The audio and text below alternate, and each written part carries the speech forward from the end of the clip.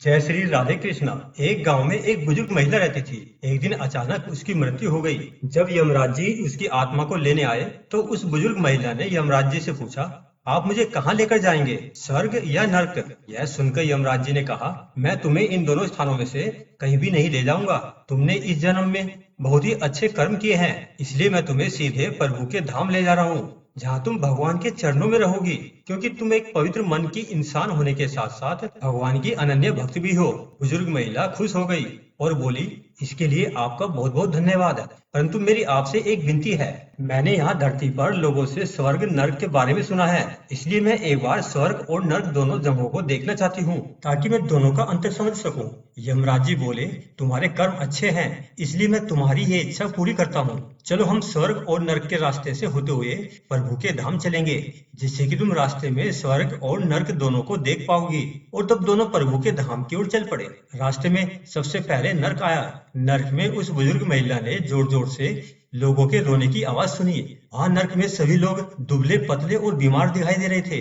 ऐसा लग रहा था मानो उन्होंने कई सालों से कुछ भी नहीं खाया हो। बुजुर्ग महिला ने यमराज जी से पूछा, यहाँ इन लोगों की ऐसी हालत क्यों है? ऐसी क्या वजह है कि ये लोग इतने दुबले पतले और बेबस से नजर आ रहे हैं? क्या यह इनकी कोई सजा है?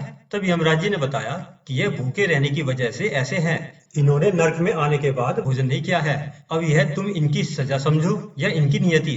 तब उस बुजुर्ग महिला ने एक आदमी से पूछा, यहाँ आप सब लोगों की ऐसी हालत क्यों है? वह आदमी बोला, तो और कैसी होगी, यह नर्क लोक है। अगर यहाँ पर ऐसी हालत नहीं होगी तो और कहाँ होगी? हम मरने के बाद हम जब से यहाँ आए हैं, हमने एक दिन भी खाना नहीं खाया। भूख से हमारी आत्माएं तड़प रही हैं। तभी बुजुर्ग महिला की नजर एक विशाल पतीले पर पड़ी, जो कि लोगों के कद से करीब 100 फुट ऊंचा होगा। उस पतीले के ऊपर एक विशाल चम्मच लटका हुआ था। उस पतीले में से बहुत ही शानदार खुशबू आ रही थी। बुजुर्ग महिला ने उस आदमी से पूछा, इस पतीले में क्या है? आदमी मायूस होकर बोला, ये पतीला बहुत ही स्वादिष्ट खीर से हर समय भरा रहता है। बुजुर्ग महिला ने हैरानी से पूछा, यदि इसमें खीर है तो आप लोग पेट भर के ये खीर खाते क्यों नहीं? भूख से क्यों तड़प रहे हो? यह सुनकर वह आदमी रो रो कर बोलने लगा, कैसे खाए? यह पतीला 100 फीट ऊंचा है, हम में से कोई भी उस पतीले तक नहीं पहुंच पाता। यह सुनकर उस बुजुर्ग महिला को उन लोगों पर दया आ गई। वह सोचने लगी, बेचारे खीर का पतीला होते हुए भी भूख से बेहाल हैं। उसने सोचा कि शायद ईश्वर ने इन्हें यही दंड दिया होगा।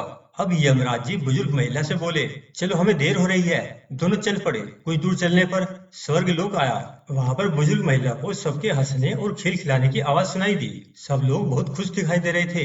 वह नरकवासियों की तरह भूखे और कमजोर नहीं लग रहे थे। उनको खुश देखकर बुजुर्ग महिला भी बहुत खुश हो गई। पर वहां स्वर्ग में भी बुजुर्ग महिला की नजर वैसे ही 100 फुट ऊंचे पतीले पर पड़ी, जैसे नर्क में था। उसके ऊपर भी वैसा ही चम्मच लटका हुआ था। बुजुर्ग महिला ने वहां लोगों से पूछा, इस पतीले में क्या है? स्वर्ग के लोग बोले कि इसमें बहुत स्वादिष्ट खीर है। बुजुर्ग महिला हैरान हो गई और उनसे बोली, पर यह पतीला तो 100 फीट ऊंचा है, आप लोग तो इस तक पहुंच ही नहीं पाते होंगे। उस हिसाब से तो आप लोगों को खाना मिलता ही नहीं होगा। आप लोग भूख से बेहाल होंगे। पर मुझे तो आप सभी खुश लग रहे हो, ऐसा कैसे हो सकता है? उनमें से एक व्यक्ति बोला, हम तो सभी इस पतीले में से पेट भर के खीर खाते हैं। महिला बोली, पर कैसे? पतीला तो बहुत ऊंचा है। वह व्यक्ति बोला, पतीला ऊंचा है तो क्या हो गया, यहाँ पर कितने सारे पेड़ हैं। ईश्वर ने ये पेड़ पौधे, नदी, झरने हम मनुष्यों के उपयोग के लिए तो बनाई हैं। हमने इन पेड़ों की लकड़ी ली, उसको काटा, फिर लकड़ियों के टुकड़ों को जोड़ के विशाल सीढ़ी का निर्माण किया। फिर उस लकड़ी की सीढ़ी के सहारे हम पतीले तक पहुंचते हैं और सब मिलकर खीर का आनंद लेते हैं। अब बुजुर्ग महिला यमराज जी की तरफ देखने लगी। महिला ने यमराज जी से पूछा, क्या भोजन पर सबका हक नहीं होना चाहिए? यमराज जी मुस्कुराते हुए बोले, आपकी बात सही है, भोजन पर तो सबका हक है, लेकिन उसे प्राप्त करने के लिए सबको प्रयास करना ही पड़ता है। किसी को कुछ भी बिना मेहनत के नहीं मिलता है। ईश्वर ने स्वर्ग और नर्क मनुष्यों के हाथों में ही सौंप रखा है। वह चाहे तो अपने लिए नर्क बना ले, चाहे तो अपने लिए स्वर्ग। ईश्वर ने सबको एक समान हालातों में डाला है। ईश्वर के लिए उसके सभी बच्चे एक समान हैं, वो किसी से भेदभाव नहीं करते। अब यमराज जी ने काफी ऊंचाई पर स्थित खीर के पतीले की ओर इशारा किया और बताया कि उसमें कभी न खत्म होने वाली खीर का भंडार है। ऐसा ही एक पतीला नर्क में भी है।